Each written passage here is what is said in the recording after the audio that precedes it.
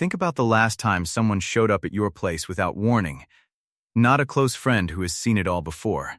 Someone whose opinion actually registers. And in that 10-second gap between the knock and the door, something happens. A quick scan. The jacket on the chair. The dishes in the sink. The pile in the corner you stopped seeing weeks ago. You do the sweep. You kick things under the bed. You close that one door. And somehow they walk in and say, "Wow, it looks nice in here." You smile. You say thank you. And some quiet part of you feels like a complete fraud. Now think about someone else. You probably know at least one person like this. Their place doesn't look cleaned up for anyone. It just always looks like that. Thursday evening after a long week. No guests coming, and the counters are still clear. The sink is still empty. The couch cushions are where couch cushions are supposed to go. If you've spent real time around someone like that, some part of you has quietly wondered, what is actually going on with them? Is this a control thing? Are they anxious underneath it all? Are they just wired differently? The answer is more interesting than any of those guesses. And it starts somewhere most people never think to look. Let's deal with the most common assumption first. These people are not more disciplined than you. Discipline is what happens when two parts of you pull in opposite directions. One that wants to leave the mess, and one that drags you back to deal with it. Discipline requires resistance. These people don't experience much resistance in the first place. What they have is something psychologists call a strong internal locus of control. A term developed by researcher Julian Rotter, and at its core it describes how much a person genuinely feels, not just intellectually agrees, that their actions shape what happens around them. For these people, putting something back where it belongs doesn't register as a chore. It registers as something more fundamental. A quiet confirmation that they have agency. That effort connects to outcome. That what they do today has a say in what tomorrow looks like. Most people agree with that idea when they hear it. These people live inside it as a felt reality. And that gap between agreeing with something and actually feeling it turns out to be one of the most significant psychological differences between people who naturally maintain order and people who don't. Here's where it gets uncomfortable. That internal sense of control doesn't develop in adulthood through good intentions. It gets built in childhood, through small, repeated experiences of, I did something, and something actually changed. Kids who grew up in predictable environments, routines that held, spaces that stayed consistent. Adults who followed through, absorbed a core message at a very deep level. The world responds to what I do. Effort is worth making. And that belief travels into every apartment they ever live in, every evening when no one is watching and they still wipe down the counter before bed. Not because they decided to, because it became part of how they move through the world. But here is the other side. Children who grew up in genuinely chaotic homes, not just messy, but unpredictable, where effort didn't reliably produce any result, learned a completely different lesson. Just as rational. Just as deeply absorbed. Why bother organizing something that will be undone by morning? And that lesson travels too. It shows up decades later as the pile of clothes on the chair that has been there so long, it is basically furniture. The paperwork migrating from surface to surface. The low-grade tolerance for disorder that feels so normal you stopped registering it as a problem a long time ago. This is not laziness.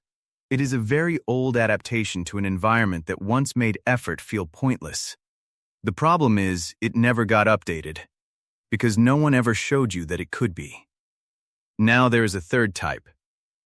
And this one gets misread the most, sometimes even by the people living it. Everything is roughly fine. Until something isn't. A conversation that went badly. A relationship quietly fraying. And suddenly at 11 at night, the kitchen is being reorganized. The bathroom is being scrubbed. Shelves that were already fine are being rearranged. From the outside, this looks exactly like someone who simply keeps their space in order. The psychology underneath is completely different. A 2010 study found that people who described their homes as chaotic or cluttered showed measurably higher cortisol levels than those who described their spaces in calmer terms. The state of the home was showing up directly in the body. So when life presents a problem that cannot be resolved tonight, a relationship fracture, an anxiety with no clear source, the brain goes looking for a problem it actually can solve. The counter is dirty. That is fixable. In 20 minutes, and the brain gets a real hit of completion that it cannot find in the actual source of pain. Psychologists call this displacement activity. Emotional energy redirected towards something controllable when the real thing feels too large to face. It is actually one of the more functional coping mechanisms available, but it does not work. Not really. You spend 2 hours making everything immaculate. You feel better for maybe 40 minutes.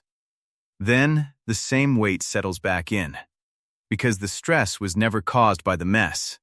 The mess was just where it landed. People who only ever clean from that place never actually feel clean afterward. And somewhere underneath, they know it. The people we started with, the ones whose spaces are simply always that way, they are not cleaning to feel better. The maintained space is not the remedy. It is just the baseline. It functions the way brushing your teeth functions. You don't do it because something went wrong. You don't need to manufacture motivation. You do it because it is part of being you. The decision was made so long ago it barely registers as a decision anymore. That is the actual difference. Not how the space looks. Where the action comes from. One is regulation. The other is just identity. Research has something consistent to say about what that kind of environment does to the people inside it.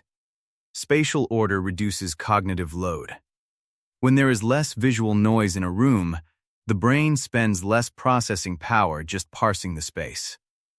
Studies have shown that clutter actively competes for neural resources, pulling at attention, reducing working memory, making emotional regulation measurably harder. People who keep clear spaces often cannot explain why they think more clearly in them.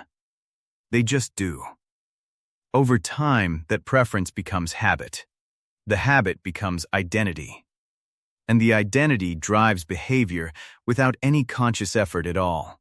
This is what no organizing system or decluttering method will ever tell you. You can implement the most logical system in the world and it will drift back within weeks, unless you genuinely see yourself as someone who maintains things. The system is not failing you. You are just successfully being exactly who you believe yourself to be.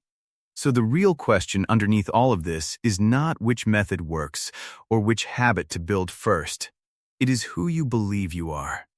Because you're home on an ordinary evening, tired, no one coming over, no reason to perform, that version of your space is one of the most honest things about you. Not the cleaned up version. The real one. The one that exists when no one is watching. Maybe it shows baseline care that became automatic so long ago you don't even think of it as care anymore. Maybe it shows a tolerance for disorder you have been living inside long enough that it stopped feeling like a choice. Maybe there is a corner of your space that started collecting things around the same time something shifted in your life that you haven't fully dealt with yet. The space tends to know things before you consciously do. That is worth sitting with.